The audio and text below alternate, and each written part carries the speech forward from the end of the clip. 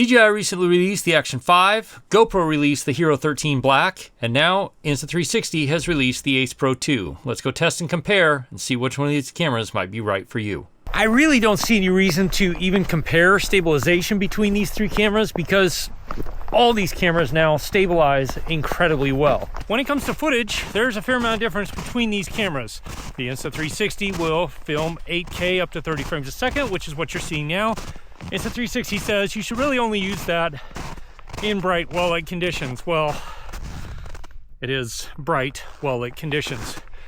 The Action 5 Pro will film 4K up to 120 frames a second, which pretty much all these cameras do that.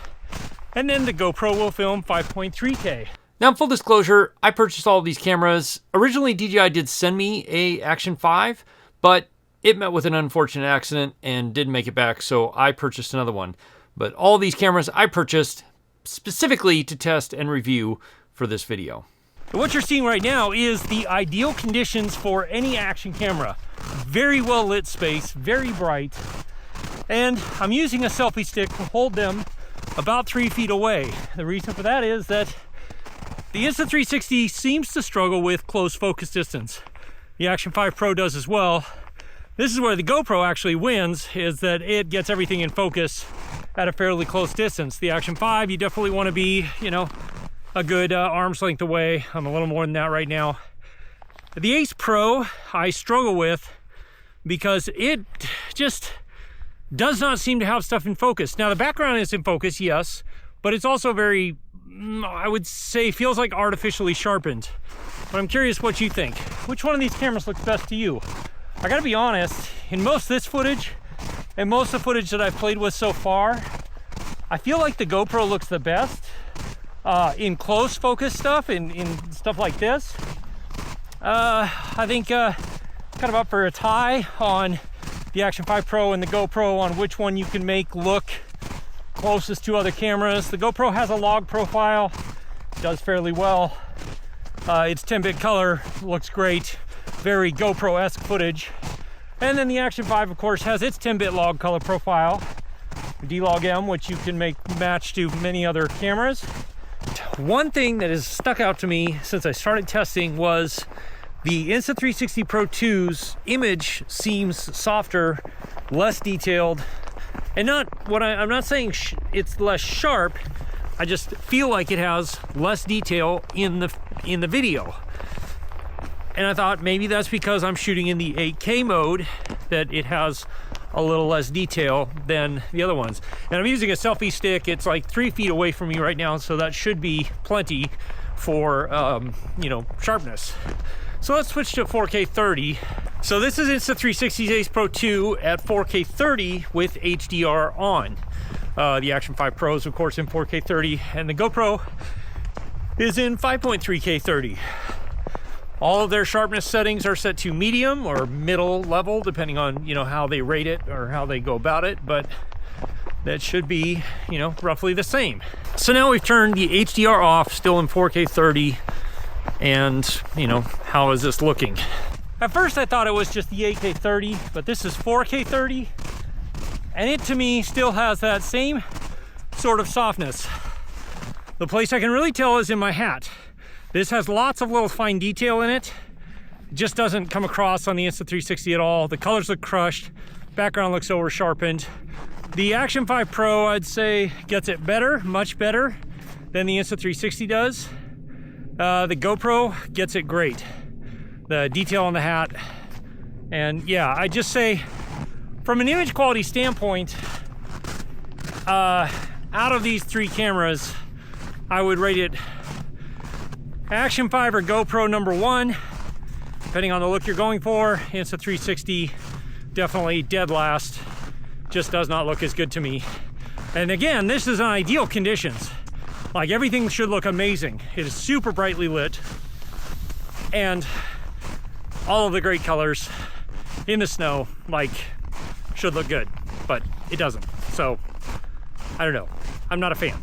One thing that is very disappointing to me on the Insta360 Ace Pro 2 is there is no 10-bit color option. And to me, if you're gonna label your camera Pro anything, you need to have at least one mode where there is a 10-bit option. Not having a 10-bit option means there's absolutely no reason to shoot any sort of log profile. It's going to be much more difficult to be able to match up to any other cameras in post if you're color grading. And yeah, that is just that is not something I can get around, because I do color grade a lot and match cameras up to other cameras a lot. So what is up with that? I don't understand how you can say your camera is a pro camera when you don't have any 10-bit color option. Not even in the iLog format, it's not 10-bit. So that's a pretty big miss, in my opinion. There's some stuff going on with the Insta360 that I don't... There's detail there, like you can see here in the hat, especially when I zoom in, and that there is detail there, but it's kind of smeary, like it's been artificially added, or not artificially added, but artificially constructed, or just it's way over sharpened. And the other issue I have with the Insta360's Ace Pro 2 footage is it is severely crushed. Right here you can see almost no detail in any of the dark shadow areas or anything like that. And in both the GoPro and the Action 5 Pro, you can see details in the shadows, in the dark areas, and if you pull those shadows up or pull the mid-tones up, you can recover a lot of detail in the shadows. With the Ace Pro 2, they just don't exist. So as far as image quality, the GoPro and the Action 5 Pro definitely are a whole nother level above the Ace Pro 2. And while we're talking about image quality, the other issue I have with the Ace Pro 2 is that the colors represented in pretty much any of the modes that I was shooting were not nearly as close or as accurate as the GoPro or the Action 5 Pro. And by that I mean, like, if you look at my red jacket, the red jacket in the Ace Pro 2 is way off color-wise, very, very different from what it actually looks like in real life. In this case, I would say the Action 5 Pro got it the closest, and the GoPro Hero 13 was the next closest. Those two are very, very close, but the Ace Pro 2 is just completely off in a different ballpark. And again, like, I had white balance and all of those sort of settings matched up to make sure that there wasn't any sort of weird things going on. Like, and again, like here I'm standing 6 feet away, almost 2 meters away. And this is to me like the closest that I'd want to be to the Ace Pro 2 to have it look decent, but it still looks kind of artificially sharpened. I'm filming in 4K 30. It's not any sort of games with pixels or anything like that. It just, I don't know, doesn't look that good to me. I'm curious to know what you think, because yeah, let me know in the comments below what you think. But one of the biggest things that the Ace Pro 2 claims to have is the most incredible low light out of any action camera. So how exactly does it do in low light? Now, when it comes to low light, no action camera is ever going to give you really, truly spectacular low light performance. They're just not designed for that, small sensors. But Insta360 has their pure video mode, which is supposed to be super clean and super great low light, and it's like about an hour before the sun is supposed to come up. And then DJI, of course, has their super night mode, which I've found to be fairly good overall. The GoPro, on the other hand, it's a little bit, it always struggles in low light. They don't have a dedicated low light mode anymore, and yeah, it struggles. So, but this is low light, actually very low light, or very low light for action cameras anyway. But I'm curious to see what you think about how they are all looking, and especially how the stabilization is, because that can really be a struggle for any action camera in low light because of how they have to process the image when you're running around in really, really low light. So here, the Action 5 Pro and the Ace Pro 2 are neck and neck. In some circumstances, the Ace Pro 2 does a little better, and in some, the Action 5 does a little better. The GoPro is by far the worst, and I wouldn't ever recommend using it in very low light, which shouldn't be surprising considering it's an action camera. But the Ace Pro 2 actually does do a really good job. I still think that I prefer the look of the Action 5 Pro, but in some of the highlights, the Ace Pro 2 does a little better, like in the lights in the background on the building and stuff like that.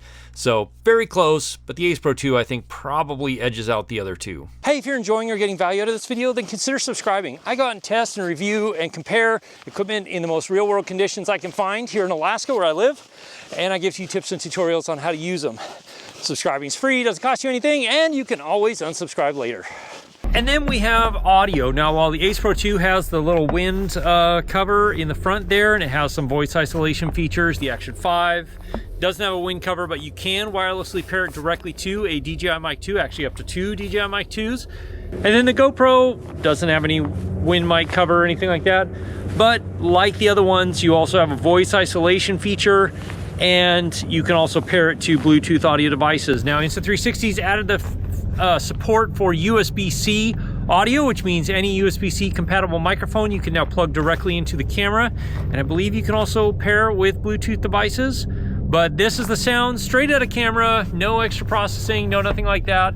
How does each one of these sound? The Ace Pro 2 in general, I think sounds pretty good. The Action 5 Pro definitely sounds just fine. And the GoPro Hero 12 sounds good as well. The real caveat is when you get into higher winds, and that's where pairing with an external mic like a DJI Mic 2 really makes a lot of sense and makes a big difference. Now, how each of these cameras handles vertical video is very different. The GoPro has a native vertical mode. Since it shoots an 8x7 sensor, you can actually do a 16:9 crop and still get a full 4K 30 without having to rotate the camera. The Action 5, you can film 4K 4x3 mode, which is what I'm doing now, and then cropping. Or the better thing is to do is have the cage, flip the whole camera on its side with the magnetic mount, and then you get a full 4K 30 vertical video. The Insta360, you can rotate it, but I haven't figured out how to do that. There might be a cage for it or something like that. The other option is what I'm doing right now, which is this free frame video mode, which gives you kind of two weird crops of the sensor, and then you pick what you want to use in post later. But it does give you full 4K vertical video. To me though, GoPro wins. The Action 5 wins for ease of use, I think. But GoPro definitely is the better one of the three of these for vertical video, I think. But there is a place where the Action 5 just absolutely beats the pants off GoPro or Insta360. Let's talk about it. And that's in the subject tracking mode, which you can see now. So you can see that the frame is moving around a little bit. Now, if you have the GoPro in, or the Insta360 in their ultra wide field of view, then you can still get it. But I do like the little bit of movement that the tracking gives the Action 5, even though you still have to be in the field of view and all of that. It's just nice if you want to do something a little different with your shots. Now, on battery life and overheating tests, I haven't been able to run any overheating tests just because I haven't had time, but also I'm in Alaska and now it's winter time, so overheating is not a thing that I deal with because I don't use these indoors. I will say on battery life, the absolute best for battery life is the Action 5 Pro, which gets on average 4K 30 over 2 hours, about 2 hours and 40 minutes is what I was getting in on average, or 2 hours 50 minutes, 2 hours 30 minutes. Insane. The battery life on the Action 5 Pro is just insane. Followed up by that has been the GoPro Hero 13, which has always given me around, 111 minutes? What is that? It's a little shy of 2 hours. It's like an hour and 40 minutes, hour and 50 minutes, depending on how you're doing it in 4K 30. The worst battery life out of the three has definitely been the Ace Pro 2. I've been getting about an hour and 15 to maybe an hour and 20, depending on what modes I was shooting in. And yeah, it just definitely doesn't have the battery life that the other two had. But also, I will say that in the cold weather, when I was out in the cold weather with it, the worst one is the GoPro.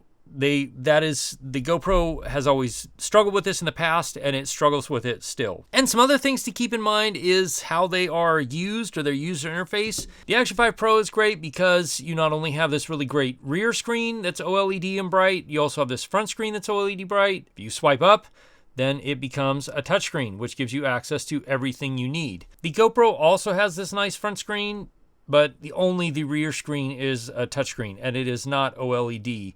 It's also a little smaller than the Action 5, but still not bad. For an action camera, I prefer this because I feel like it's less things to get broken or have issues with when you're out doing this, but also obviously the smallest one here is the Action 5 Pro. It's quite a bit smaller, quite a bit lighter than the GoPro. So if you're doing things like FPV, that definitely comes into consideration. Either one of these is great or very good for FPV. Then last is the Ace Pro 2. Partly because it's the largest and heaviest of the bunch. It has no front screen, but it does have this flip around screen. So if you're going to vlog, like, that might be the way you want to go. To me, this is a potential point of failure depending on how you're using it. If you're going to be out, you know, running around the wild, then yeah, that could get broken pretty easily. On the other hand, like, I don't have any long-term, you know, data to prove that it's worse or that it's fragile. It just typically, I mean, honestly, all of these cameras are fragile if you drop them because they have glass on them anywhere. The Insta360 is huge in comparison. It just is absolutely gigantic. So I don't know if I would include this as a action camera anymore, just because it is so much larger and a bit heavier than the rest. And then, of course, we come to price, which is a big determining factor. Cheapest is the Action 5 Pro at $340, $350, something like that. Next is the GoPro, which is $400 unless you have the GoPro subscription, and then you're going to get it for $300. But I think right now the GoPro is actually on sale for $350, probably because they're competing with the Action 5 Pro. And most expensive is the Ace Pro 2. In my opinion, it's not worth $400. They'll probably run a sale around Christmas time or something like that. For me, the Ace Pro 2 is not worth it. I just don't think you get the image quality out of it that you should for a $400 action camera. It doesn't deserve the Pro moniker, in my opinion, because it doesn't have any options for 10-bit footage. It does have some nice features, and it definitely, like, Insta360 has put some cool stuff in there, but just not worth it. So I will be sending mine back because there's just absolutely no way that I'm going to use this camera in daily life, whether it's stuff like this. There's no way I would use it on any sort of projects that I work on for clients because of the image quality issues. So let me know what you think in the comments below.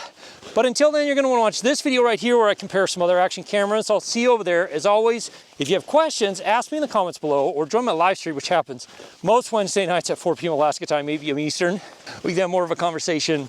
I can get to questions that maybe I didn't answer in this video. I'll see you again soon in the next one. Cheers.